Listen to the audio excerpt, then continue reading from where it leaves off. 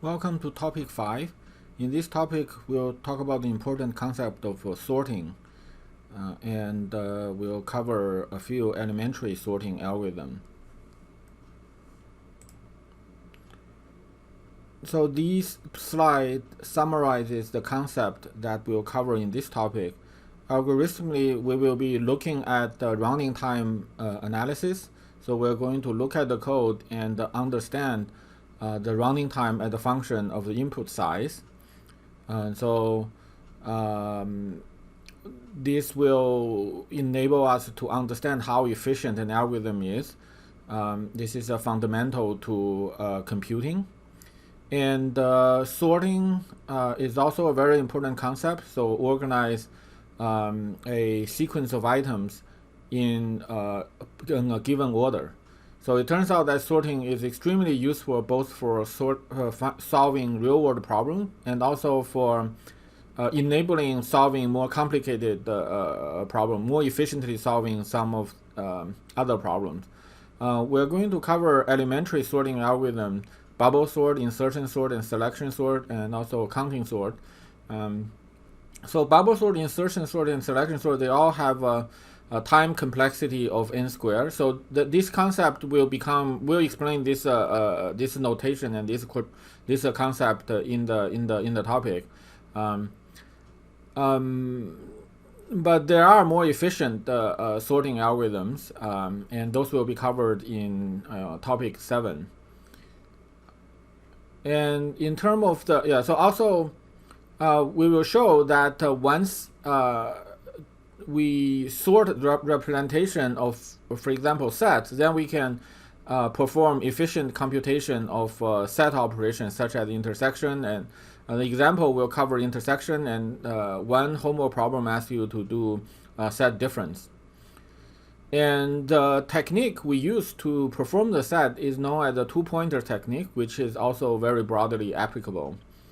And in terms of language features, we will show using the library sort function in the STL library, and also features of type def and the new class pair. So I think this is a second class in the STL that we cover. The first one is vector, and to use pair, there's a function called make pair we use, and also there's a function called the swap in STL.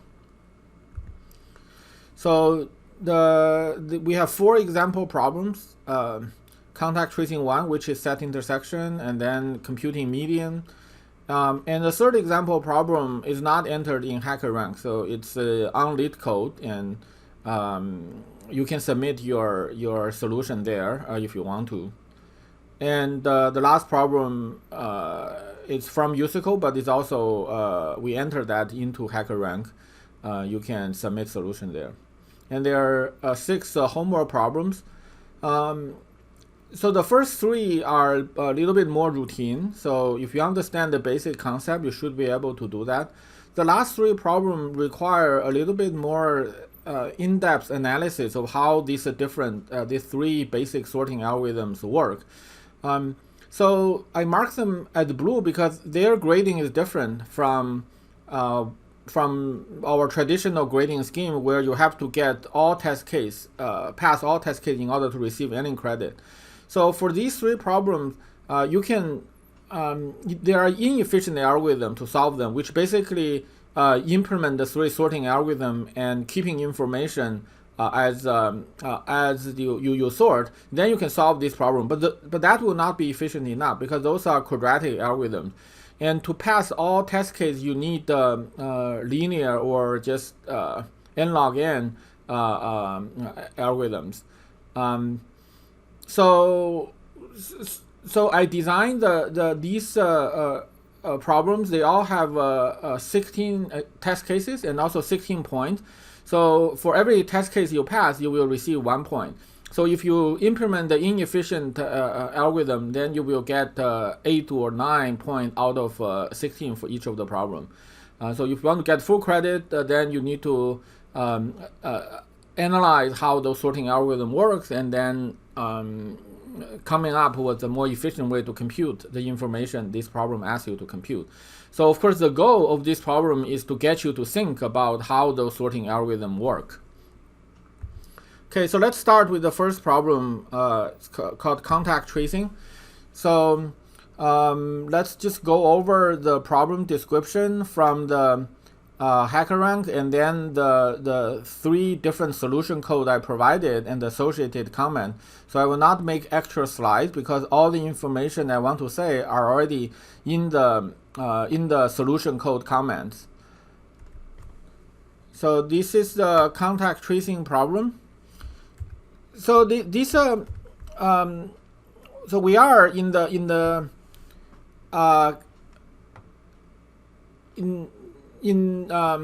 fight against the COVID-19, and it's believed that one thing that we should do is contact tracing.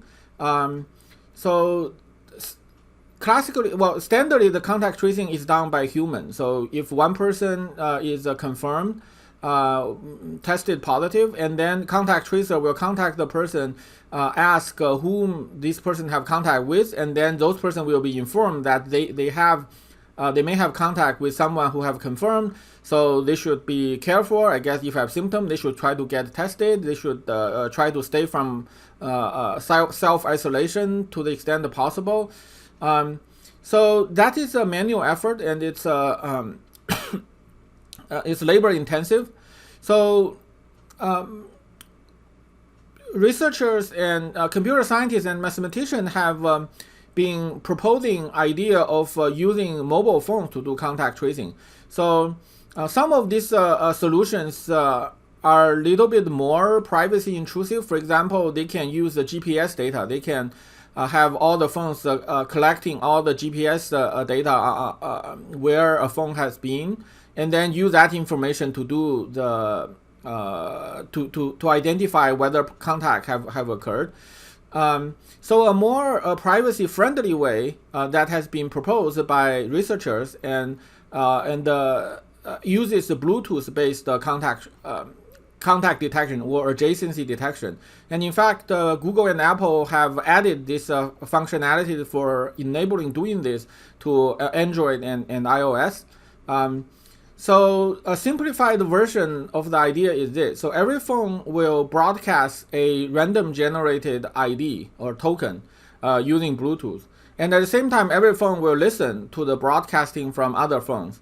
So when a phone receives a broadcast token from another phone, from the Bluetooth signal, it can estimate the distance. So if the distance is very small, say less than 6 feet or whatever magic number there is, and also the contact has sustained for some period of time, for example, at least 15 minutes, then it's considered that the risk of transmission of the virus is high. Then the phone will remember that token. So this is so essentially the remember token shows who you have contacted with. And then when a person is tested positive, the app will inform the server that this person has tested positive, and then upload the token it broadcast to the server. Now the server will compile a list of tokens belonging to all individuals who are tested positive. Then every phone can download that list and then compute the intersection of the token it collects from the token downloaded, the token list of tokens downloaded from the server. So there are many different ways of doing this. So this is one simplified way to do it.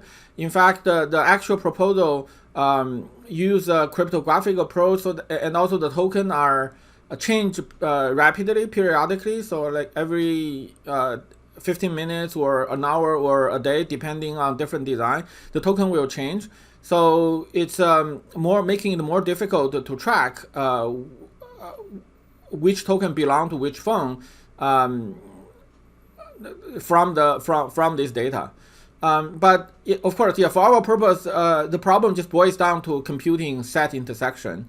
And this can be computed either on the phone or on the server. So we want to do that efficiently. So the input has basically give you two sets. So N and M, the size of the two sets, and the each and the numbers that are in the two set A and B. Here, element A and B are in the range from 10 to the negative 18 to 10 to the 18. So this means that we need to use the long to represent the number. Using int, we'll have an overflow.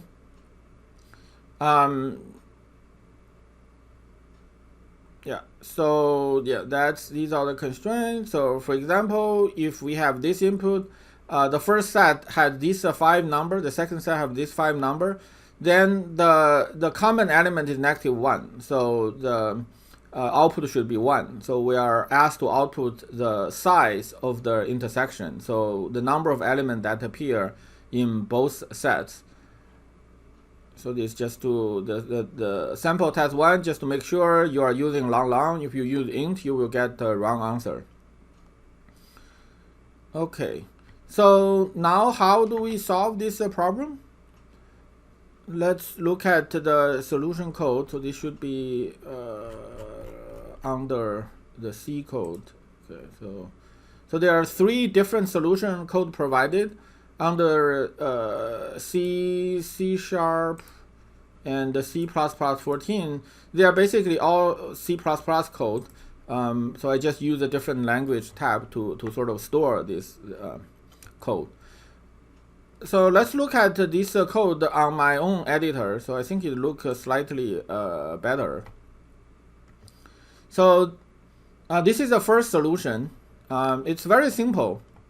So we first read in the data A and B, and then we just do a double loop. So the strategy we use is for every element in A, we check whether it occurs in B or not. So for every element AI, we go through everything in B and then check whether AI equals BJ. If it is equal, then that means we find one more element that appear in both. So we add that to the answer. And here, this break will break out the inner loop. Because if we already find this element in B, there's no point in keep looking. So we break it out. We are still, we didn't get out of outer loop. So each break will only break out the innermost loop. So in fact, sometimes you do want to break out a double loop, which is a little bit difficult to do. One way to do it is to use a label and a goto. Another way to do it is to put that loop, double loop, in a function, and then you just do return from that function.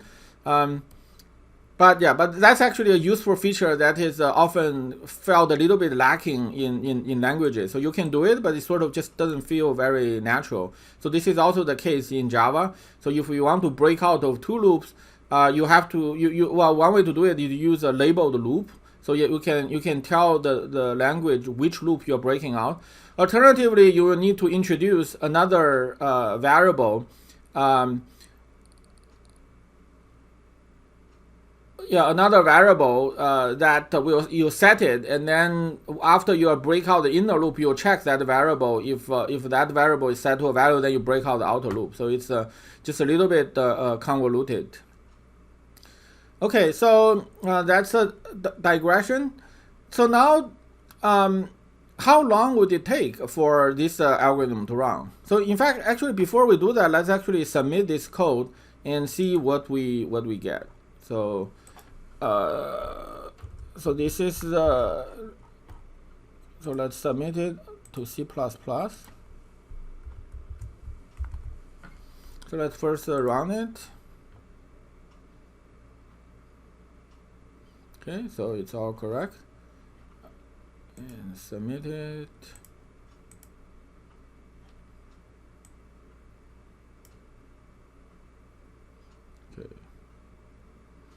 Okay, so it passed some of the test case, but then it timed out in the last 2 test case. So actually, let me show you what those test case are. So let's so as you can see, for later test case, the running time is increasing. So that's because they are bigger and bigger. So let's look at the test case 11. So test case 11 has 16,000 numbers, 16,000 each. So and that takes 0.37 seconds. and test case 12 has 64,000, so 4 times as much. And running time is also bigger, so it's close to 2 seconds. And then this is actually even making my editor slower. So let's look at the next one. 13. So that has 250,000. So remember the previous one 64,000. This is 250,000, and it timed out. I think the next one is actually 1 million. So the last test case actually have 1 million element in each of the set. So it is slow. Yeah, it has 1 million in each set. I really need to close this in order for. So as you can see, the algorithm we just had won't be able to handle a very large input. So let's see why that is the case. So we need to look at that code and analyze its running time. Close this. Close this. Okay.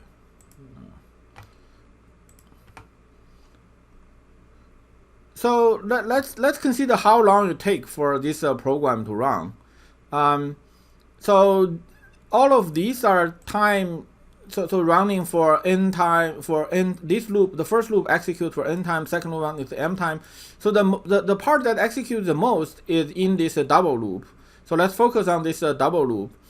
And let's consider the statements that are executed most times. They are statements that are executed n times m time, because the outer loop is for n time, inner loop for m time. And these are those statements. One of them is performing this check. So because every time in the inner loop we will check whether this is true. So that will happen n time m time. And this incrementing j also happen n time m. And similarly, this if statement also happen n times m time. So then we say the time, the running time or the time complexity of this program is big O of n times m. So let's explain this. What this is a big O notation. So this big O notation means that we do not want to specify a precise unit for running time, because it's difficult to say what is 1 unit of running time. I guess if you say it's one statement, and then some statements are more expensive than others.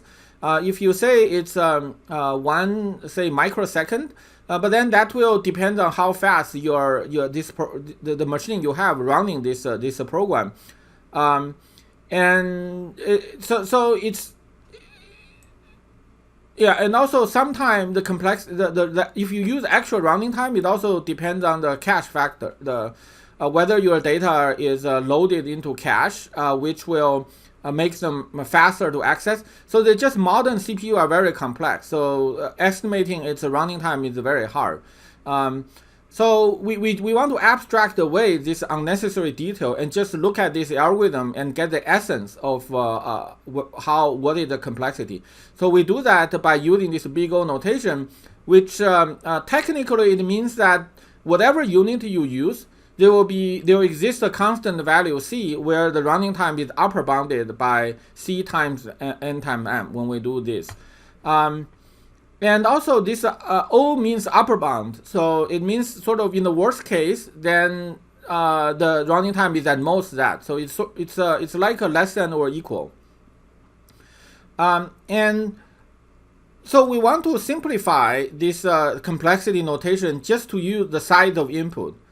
If we denote the total input size to be n, then n is then m plus n is big O n. So again, we use big O here because we don't want to specify the unit of input, whether the input is the number of elements or the number of bytes for the input data. So that will change the exact number, but the relationship is the same. It's going to be a linear relationship between the size of the input, the big N, and n plus m, the number of elements in the two array.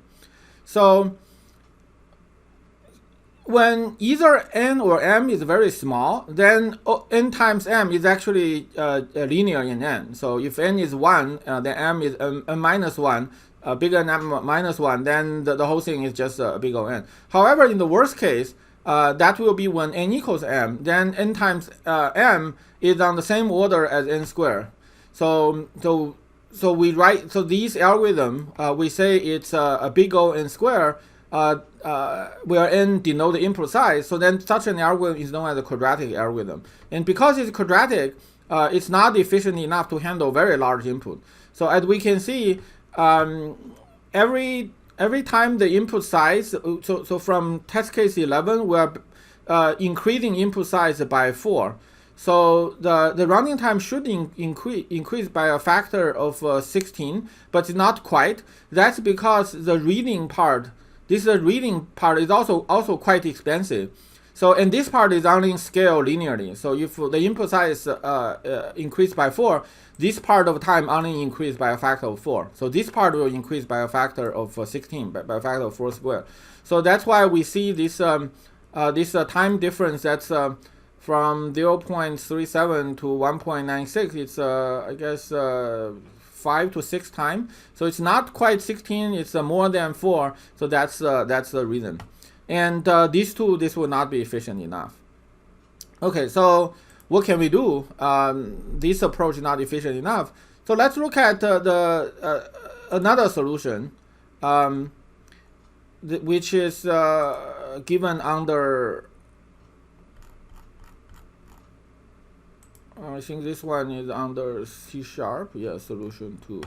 So again, this is actually C++ code.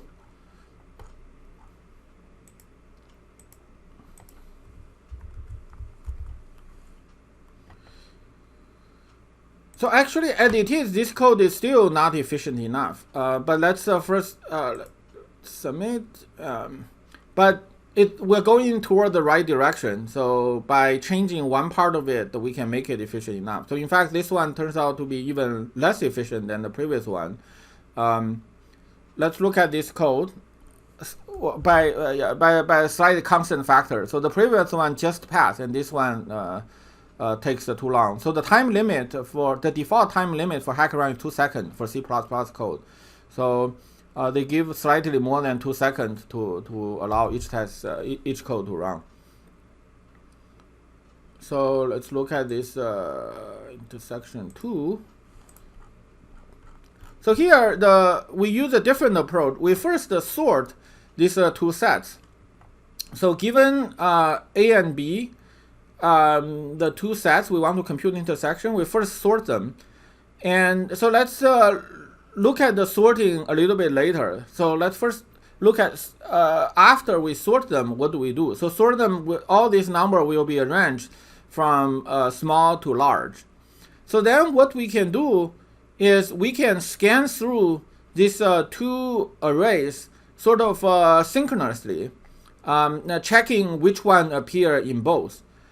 This technique is known as the two-pointers technique. So this is a very simple usage of two-pointers. There are more advanced usage of them, but the essence is similar. Okay, so this is the code. We have 2 pointers, I and j. I will be indexing into the first array A, and the j will be indexing into the array B. And they both start from the beginning, pointing at the first element. And we will compare the element pointed by the by the 2 pointers. Then 3 cases. Either they are equal, or one of them is less than the other, or first less than the second, or second less than the first. So let's first look at the case that they are equal. If they are equal, then that means we find an element that appears in both. So that happens in this branch of the code. Then what we know is we can keep track of the information that we have find one element that appears in both. So add 1 to answer, because this question just asks us for the number of elements in the intersection. And then we move both pointers forward. Because we already find they are equal, so then we can. So for example, when we have 2 pointers, both point at 5, then after we find they're equal, then the pointer I will point at 8 and pointer j will point at 10. So that's the case when they are both equal. Now, if the first one is less than the second one, which will be happen in the beginning, then what we know is definitely there's no the first one, this guy cannot be equal to anyone, and if equality can occur, it must be the next guy. So we increment the pointer I. So if the first one is less, we increment pointer I, because there might be some chance that the next one is equal to this guy. Similarly, if so let's just simulate execution on these two inputs. So we first compare these two, -2, -1. The first one is smaller, so we move the index to 5. So then we'll be comparing 5 with -1. Now the second one is smaller, so then we know this one cannot be in the intersection, so we move the second pointer. So we have 5 and 1. And the second one is still smaller, so we move the second pointer to 5. Now we have 5 and 5, they are equal. So then we move to 8 and 10. Because 8 is less than 10, then we move the first pointer forward, so we have 9 and 10. And 9 is also less than 10, we move it even further. And then at this point, we will exit this loop, because I will be equal n. So we have done with all the elements in A. So we know there cannot be any other common element. So after we do sorting, we just need to scan through these two sets once. So this is a linear cost. So when they are unsorted, we need the quadratic time to compute the intersection. But when both are sorted, we only need the linear time to do that. So of course, then we still have to sort them. So let's first look at an algorithm called the bubble sort, which is given here. So what bubble sort does is it always swap adjacent elements that are out of order. So maybe let's first look at the example. So start with 3, 4, 2, 1. We first compare 3 and 4. 3 is less than 4, so we do nothing. And then we compare 4 and 2. Because 4 is bigger than 2, we will swap 2 and 4. So we have 3, 2, 4, 1. And then we compare 4 and 1. Because 4 is greater than 1, we will swap that 4 and 1. So at this point, we get 3, 2, 1, 4 after one whole round of swapping. So 4 moved to the biggest element, moved to the end, and the 1, the smallest element, moved left. 2 also moved left by 1 step. Now the next round, we will first compare 3 and 2, and we will have 2 is less than 3, so we will swap them. So we have 2, 3, 1, 4. We'll compare 3 and 1. 1 is less than 3, so we swap 1 and 3. So we have 2, 1, 3, 4. And because 3 is less than 4, so we don't do anything. So this is what we get. And then the next time we will compare 2 and 1. So we swap them, we get 1, 2, 3, 4.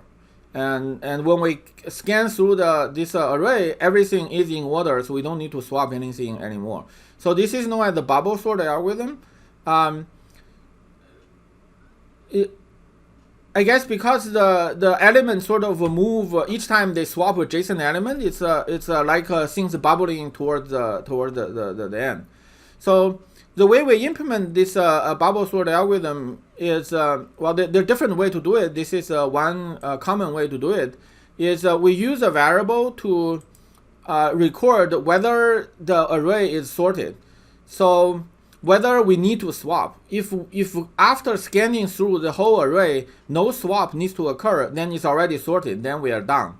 So this sorted variable represents that. So it starts by setting that to false. And then this loop will exit this loop when it's sorted. So we'll continue in so long as it's not.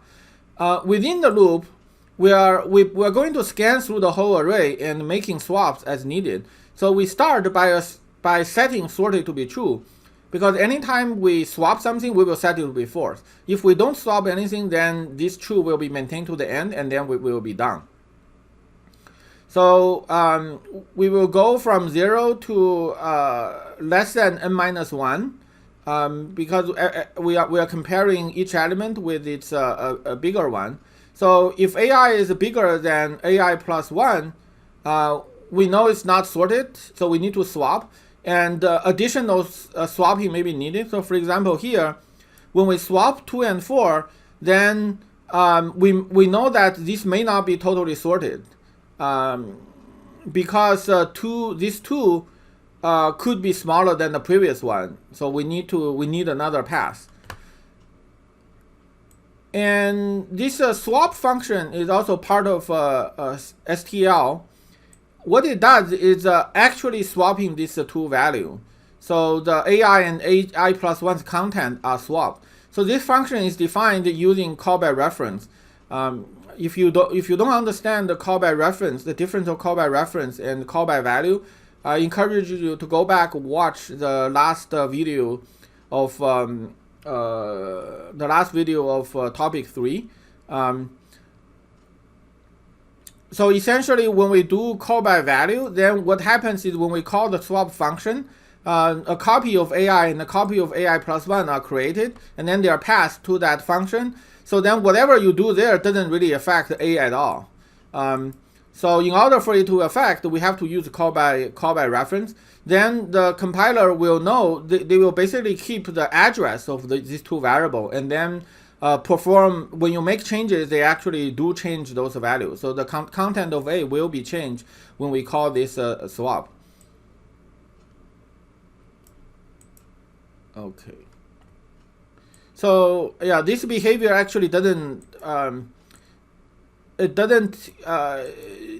Java it's different. So if you're using Java, then the difference is a little bit difficult to explain, because it involves other concepts like the object in Java. They're not really they're not directly the value of the object, but rather a handle that points to the object. But yeah, for now, just know. So this one actually swap those two variable content. Okay, so that's the bubble sort. So what's the complexity about the time complexity of bubble sort? As we can see, with n elements, this outer loop will be executed n times. And in fact, n time is sufficient.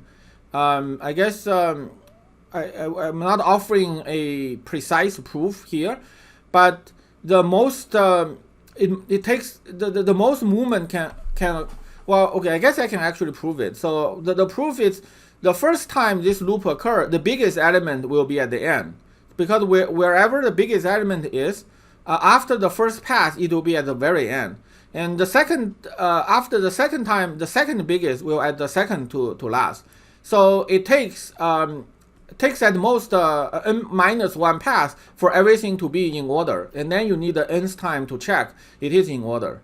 And as this example shows, we can reach that worst case by essentially having the smallest element at the end. So the smallest element, every round it will move one step towards the head, but need n minus 1 step to go to the head. So the inner loop is clearly order n, so we are just looping through n minus 1. So this is still a quadratic algorithm. So this doesn't really help the problem. Using bubble sort doesn't really help solve the problem that the intersection is not efficient enough. But bubble sort is not the best sorting algorithm. They are more efficient sorting algorithm that can that can solve the problem faster in log n time, and the log is by default base 2. But since we are assuming this is ignoring constant, so they are actually all the same no matter what base we consider. So dash code should be in C++14. Yeah, so then we can actually directly submit this code, because C++11 is a sort of subset of C++14, at least the ones we use. So for this code, we're going to use the sort provided in STL, and that's in this algorithm. So you can include that. So from now on, you can include this in every code you wrote, so you can use the sort in those algorithms. Let's first submit this code.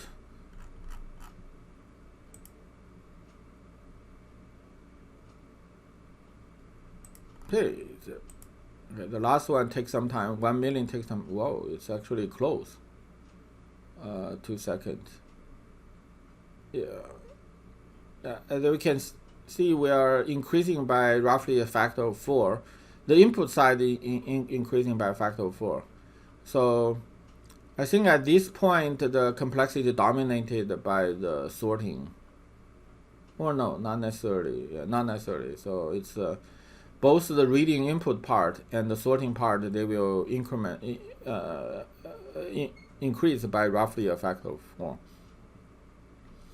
Okay, so what do we do here? All we did is we changed the bubble sort to sort. So this is in the std namespace. And the syntax for the sorting function is this. So if we want to sort A, we say sort a.begin, a.end. Here, a.begin and a.end will return what's known as the two iterators. I don't want to talk about iterators now. It is a little bit specific to C++. But the intuition is we can sort part of an array. So we need to tell the sorting which part we want to sort. So this a.begin, a.end roughly is equivalent. You can view them as a sort from index 0 to index n, which is the size of the array. In fact, this n will point to nothing. So this end will point to nothing. So all the element will be something that's before end. So we are sorting starting from begin and end just before this iterator returned by n. So that's what happens. But by using the library sorting function that is more efficient, then we can solve this problem. Even with 1 million element in both, we can solve it fairly fast.